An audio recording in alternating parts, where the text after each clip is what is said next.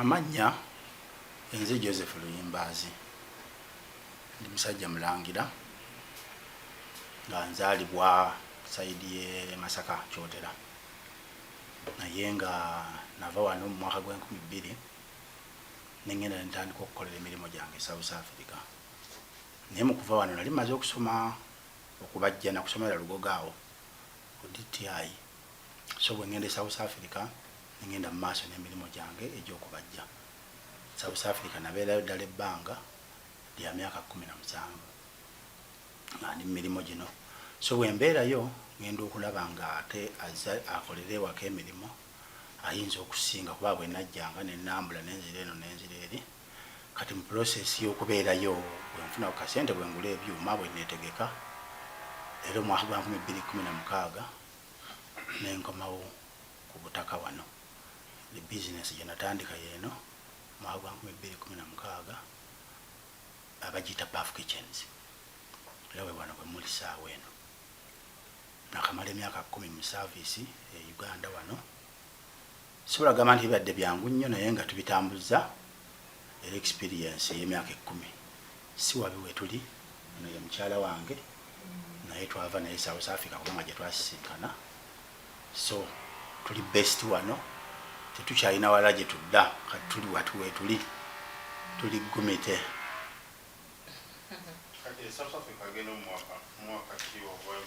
South Africa nagendeyo mu mwaka gwa 2000 nakomawo wano 2016.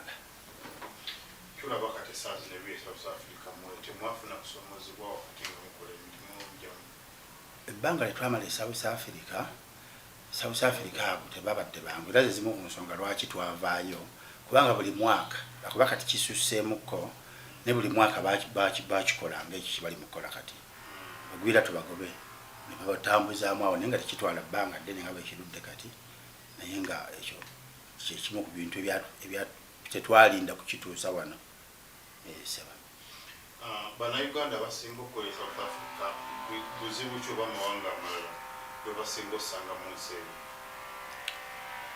Aba South Africa bano naddala abaddugavu basosoze nnyo.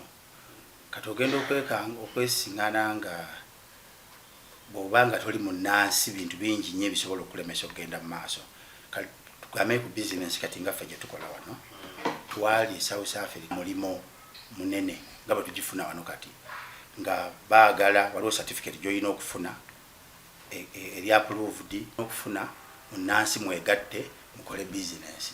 Ate munnansi bwe mbeera successful tosobola kumalako eraba oba either ofa oba something, you know, so obusosoze bwabwe toyina bw'osobola kuyita kukola kintu kyonna.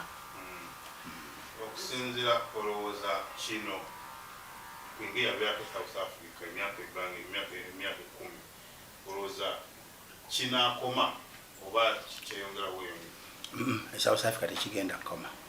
Tewaliwo kintu kye bagenda kukola abantu abo ekintu ekyo kibaveemu, kintu kibali mu musaayi tekisobola bavaamu era omugwira bamulabanga mugwira ate bubi nnyo, so sikiraba bwe kigenda kukomera. South Africa nali mubazzi Cape Town, Johannesburg, provinces ezisinga zonna ninga tufuna emirimu olina akuyita n'okola kino naye ngera tukolera mabega waani wabannansi nga tosobola kuyimirira wekka era nga kiba kitegeeza nti obanga subcontractor in most cases. Kati kwengera abaddeko South Africa olowooza amawanga amalala galina kye gagaseeko okulaba nga gamala obusosoze mu ggwanga eryo? Amawanga amalala gatya? Amawanga aga Africa amalala oba presidents okubeera nti balina engeri basobola okwasaamu ensonga zino nga bayambako pulezidenti waabwe omu South Africa okulaba nga obusosoze buno bukoma. Abantu be South Africa bo nga bo tebabitegeera nnyo ebigenda mu maaso mu nsi endala. President yayinza okitegeera kubanga amanyi nti MTN eri gindi, Shoprite eri gindi, yayinza okitegeera naye abantu be South Africa bo tebamanyi nti waliwo abantu bannaabwe abava mu South Africa ne bagenda ne bakolera ewalala. Kati balina okusooka ne bakitegeera nti naffe tugenda ewantu ewalala then balyoka bamanya nti then tulina okubeera n'abantu. naye bo tebakimanyi balowooza nti bali bulungi era bakubeera bokka tebalina muntu gwe beetaaga according to them.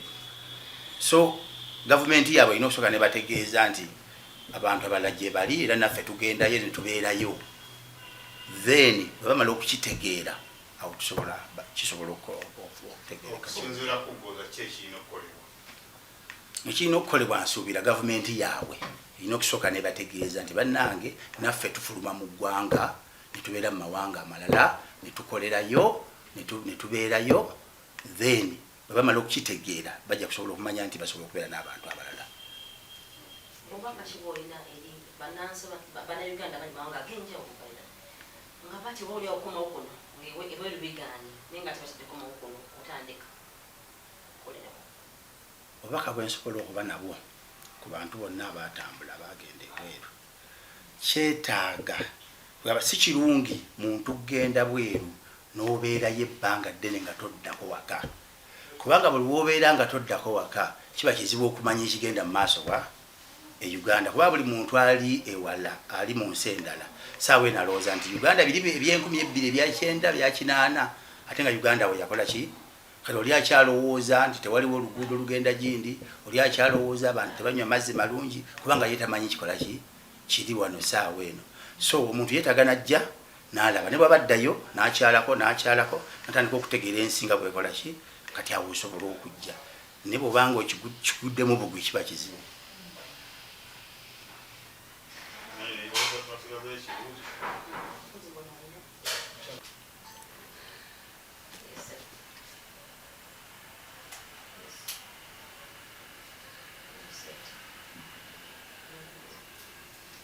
Ezira ku mbeera saawa eno eri mu Uganda ne mu nsi wonna, emirimu gy'omu mutwe ekintu kikulu nnyo nnyini ddala, naye ng'ate challenge eriwo saawa eno ne bwe njogera ku mulimu gwenkola nga Puff Kitchens, abaana oba abantu abayize omulimu guno oba omulimu gw'okubajja baba artisans abayize emirimu gy'emikono, mu butuufu Uganda tukyali bubi kubanga banoonya ne bakola ki ne bakubula. Nze ekiriwo saawa eno kye neeyambyeko mu myaka gino 10 gye mmaze wano, 95% abantu benkozesa nze mbatulayininze, naye okeera ku makya nobwogenda ku radio nobwogenda ku TV nti noonya omubazzi nakubula. Nengenda mu technical school nembagamba njagala baani bagamba abaana tebakyayiga bintu bino, abaana tebagala kuyiga mirimu gya mikono mikyafu. Obwo obuzibu bwo bukyali bw'amaanyi, challenge nnene, era kina ndibadde nkubiriza abazadde bateekemu abaana nti abantu basobola okuyiga omulimu guno. Mulimu si mubi, mulimu mulungi, baleme okulowooza obubazzi buli obwedda obw'okubajja n'ennyondo n'egundi n'embazzi. Saawa eno tubajja n'ebyuma eby'omulembe, mulimu tulina n'ebya kompyuta by'onyiga n'otuula wali. So omulimu gwatereera abantu beeyongera okuguyiga, kijja kuyamba nnyo omuntu ayize omulimu gw'omukono. Bwenga gwe ebbanga ly'omala South Africa, kiki ekyasinga okukunyigiriza ennyo n'ogamba omuntu kakomewo ku butaka? Ebbanga linamala South Africa era mu ntandikwawo, kubanga tewaliwo yantegeka nti ogenda ku mulimu guno. Kati bwe ntuuka osanga bano bakola bino bali bakola biri, nze neŋŋamba naye nze mmanyi omulimu gwange kannoonye ki omulimu. So process y'okunoonya omulimu ogwo ngufune ogw'okubajja nayo teyali nnyangu. Ogenda bala ne bakuwero kamingi, ogenda bala ne bakugoba bwe kityo. Ne namala nenkola ki, nenfuna omulimu nenkolera ddala nga bansasula omwezi, nembimanyiira nentandika n'okukola ebyange kampani nga omuntu paka lwe nagenda mu maaso nenyimirira. Tuwulira nti South Africa kiviiriddeko ebiseera ebisinga obutabanguko. Mulimu ba security agency obaolyawo nga nawo bali ku ludda lw'abantu okugoba Abafirika oba okugoba abantu abalala mu mawanga. Gwe kyoba omanya nti aba South Africa naddala abaddugavu tebaagala muntu gwe bayita mugwira. Enzimu ku nsonga mirimu. Ensonga ey'okubiri era bakyala baabwe nti batwala abawala baffe, batwala bakyala baffe, batwala emirimu gyaffe n'obujja nebukanga omanye omuntu nti ye tayagala bantu. Nga naffe bwe twali wanedda, nze bwe nakulira twalina abasajja abannalwanda mu kyalo eyo ewaka nga abasajja balima naye ngeri olaba babasosola mu ngeri eyo so kati ogenda okukiraba nti obusosoze buno bubeera mu bantu kati nga kizibu nnyo kukikola ki okukibajjamu bantu bakirina era ndowooza bajja kubeera nakyo waliwo ekyamaanyi ekirina okukolebwa nange kyesimanyi naye nga abantu tebaagala bagwira naddala abaddugavu. Amanya bampita Mbabazi Judith Luyimbazi. Nga nze nagenda South Africa mu mwaka gwa 2013. Nze saalwayo nnyo era sirina nnyo story nga z'abalala nti ne tubonaabona ne tukola ki kuba nagenda 2013 nekoma 2017. Naye nga ekyokukomawo wano kyo tekyali okusalawo tekwali kwangu era singa nali sisazeewo bulungi nali nzirayo bisooka ne bikalubamuko era byakalubamuko naye because twali tusazeewo tugamba tujja kubeerawo era tubaddewo. Bannayuganda abali obuzishu basinga okusanga Bannayuganda abali South Africa oba emirimu nandigamba nti emirimu emitono egyabwe nga bba abagwira emirimu abagwira mitono. Puff kitchens tubajja ebibajje byonna tubajja amafumbiro tukola wardrobes enzigi ebitanda ebibajje byonna twaliza wamu nnyo.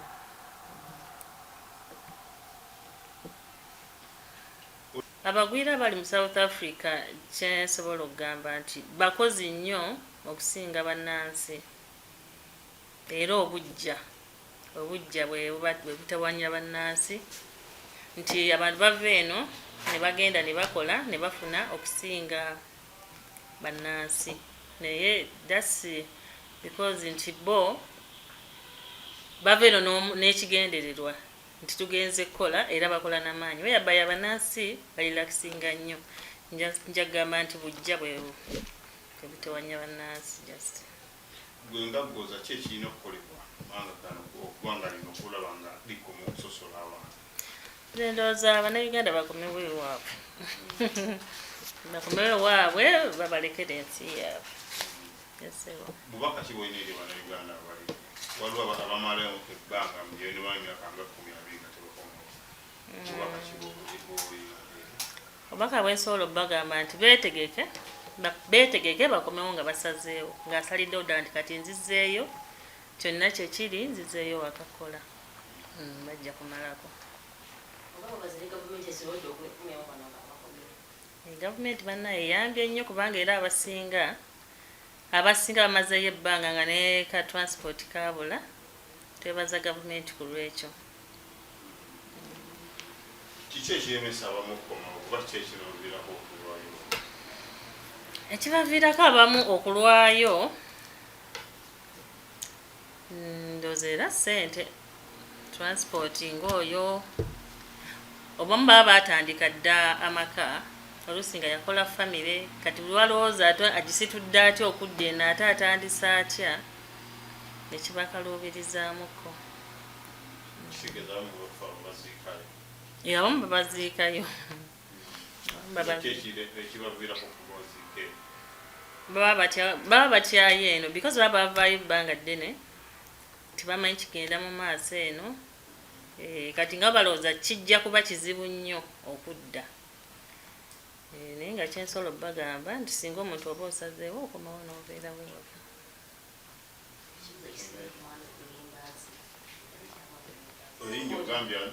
Linnya bampita Mbabazi Judith. Nze Kalema Dennis namusizaako banaffe abatulaba nga nze Secretary General w'ekibiina ekiyitibwa United Return Organization nga kikolera Office of the President Diaspora Affair ekulibwa SPA Bagonza Muhammad era nga tuyambibwako ne mukulu Moses Kisanja okulaba nti tuwandiika oba tuligesenga banaffe abalitani bonna okuva mu nsi yonna era tulina essanyu lingi olunaku olwaleero okukyalirako omu ku munnaffe alitani from Cape Town, South Africa Mr. Luyimbazi n'omukyala we bwe tuli nayo wano okulaba biki bye bakola, buzibu ki bwe basanga, era buzibu ki bwe basanga nga batandika bizinensi eno, era kati bali batya. Tuzze okubalambulako okumanya bye bakola. Kyekituleese wano. Kino mutambukidde wano bamuzenga mu kikola. Tuzze tukikola buli wiiki, tugenda tulambula abantu ab'enjawulo. Wiiki ewedde twali Luweero nga tugenza okulambula munnaffe abalina ovacado wa hash, era abamukolamu ebintu bingi ng'ebizigo nga cooking oil n'ebirala.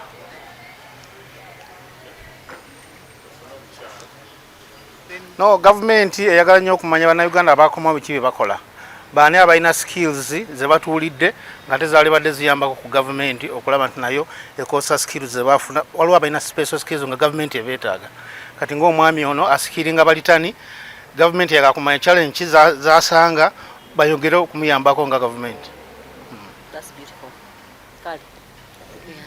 Mrs. Lydia Mwesigwa, nze chair lady w'ekitongole kino ekya United Returnees Organization. Sanyuse nnyo okubeera mu kitundu kino. Ate ekitongole kyaffe nga SG bw'ayogedde, SG tukola n'aba directors abalala. Yali responsible for field visits. Oluganda olwange si lulungi nnyo. I'm requesting to speak in English.